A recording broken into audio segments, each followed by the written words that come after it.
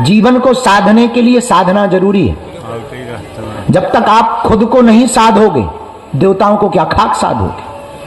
अब पाकिस्तान वालों से देख लो, पाकिस्तान वालों की खुद की लुगाई नहीं सध रही, अब उनसे देश क्या खाक सधेगा। हालत देखो, उन्हें यही पता नहीं चल रहा है कि बम गिर कहां रहे, और क्या गजब की सिक्योरिटी है उनकी ही सिक्योरिटी पे बम फेंक रहे भारत वाले हैं।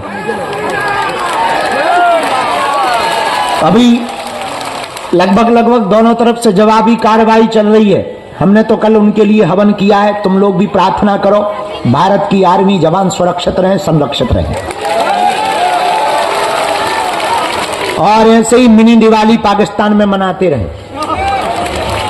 अभी लगातार अभी टेक्नोलॉजी की लड़ाई चल रही है, उस तरफ से ड्रोन फेंके जा रहे हैं, इधर से ड्रोन फेंके जा रहे हैं, पर पाकिस्तान भिखमंगा देश देख लो। बल्कि उनके एक आर्मी ने कहा है कि हम टैंकर ले जाना चाहते हैं, तो दूसरा बोला कि डीजल ही नहीं, ले कहां से जाओगे। हालत बहुत खराब है उनकी। अच्छा, अद्भुत बात यह, धन्य है भारत की आर्मी।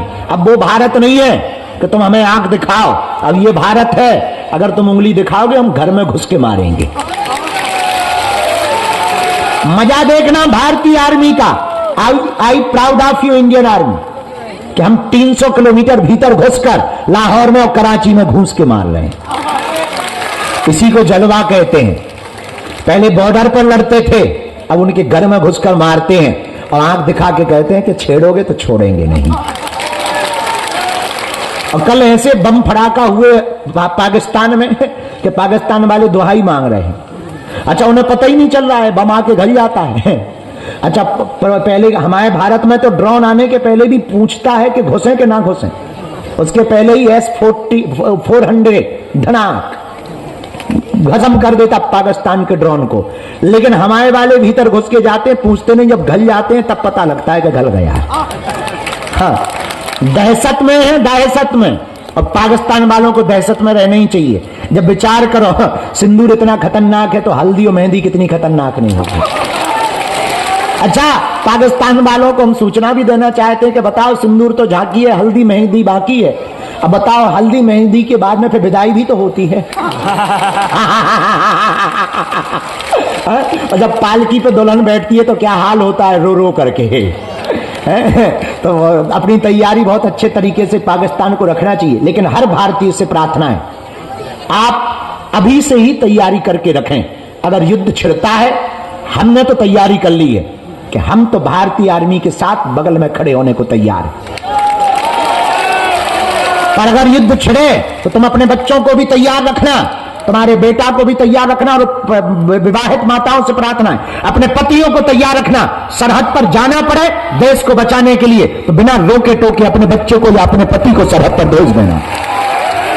और हाँ, हम कह देते हैं कि हम पहले नंबर पे जाएंगे, ये पहले लिख लो।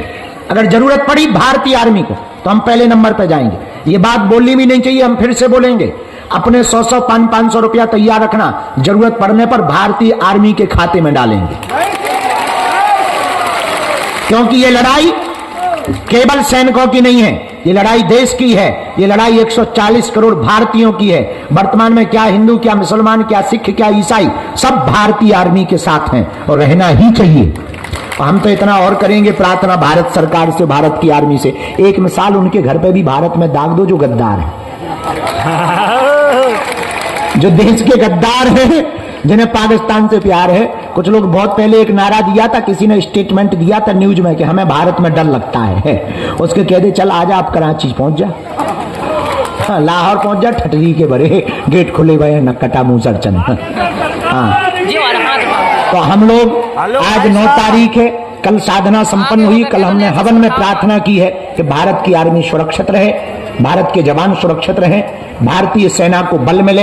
ये बढ़ता हुआ भारत है, ये सैन्य संपन्न भारत है, शस्त्र संपन्न भारत है, ये सभी संसाधनों से युक्त भारत है।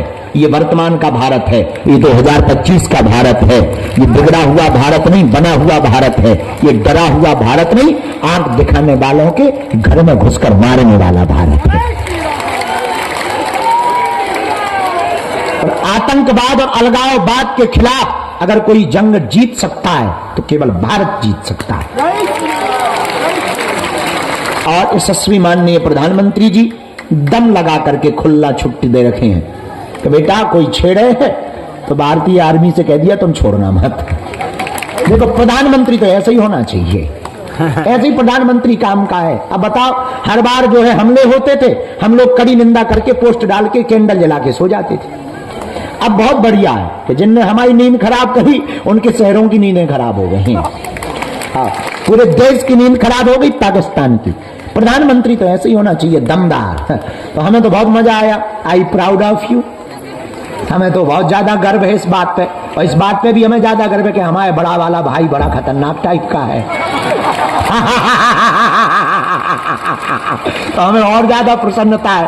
तो अभी वर्तमान में बहुत बढ़िया चल रहा है, लेकिन आप लोग प्रार्थना करिए, तैयारी करके रखिए। जरूरत पड़ने पर अगर जाना पड़े तो तैयारी करके मनोयोग में रखिएगा। हम भारत की आर्मी के साथ कदम से कदम मिला करके खड़े होंगे और पाकिस्तान को और भारत विरोधी लोगों को मुंहतोड़ जवाब देंगे। भारत की सभी पार्टियों से हम प्रार्थना करेंगे, आपसी लड़ाई अपने आप में है, चाहे वो सपा हो, कांग्रेस हो, बसपा हो या अकाली दल हो, जनसत्ता हो, जो भी दल है, सब पार्टियों से प्रार्थना है।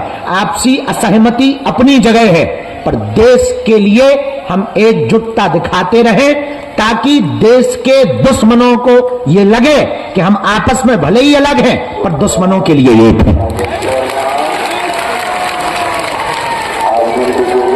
बोलो सीताराम, जोर से बोलो और जोर से बोलो, वंदे भारत माता की, भारत माता की, भारत माता की। हम लोग भी प्रार्थना करें, तैयारी करो। हम तो कहते हैं कि एक बार में ही इससे हिसाब किताब पूरा हो जाए। आओ, बार बार का झंझट खत्म हो। आओ, बोलो सीताराम। अब आज का दरबार सुबह का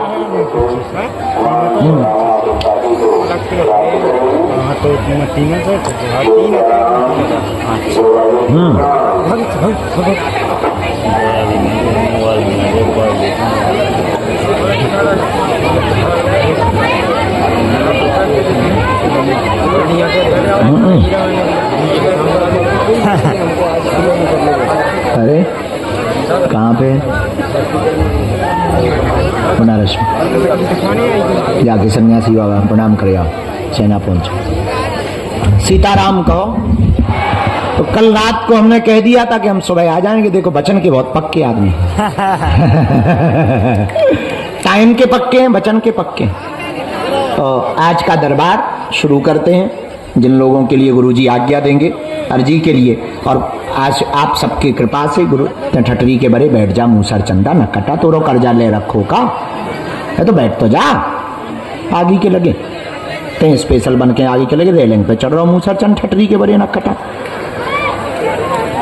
ट्राली ना पलटा लगी हो तुम, हो रहे तुम्हें ट्रैक्टर में लो बैठ हुए पीछे तो छत पे ही पे चढ़ जाते हो, खंबा पे न कटा रहो। ट्रैक्टर की ट्राली है तुम्हें, तुम्हारे चक्कर में हमारा पूरा धाम बर्बाद है।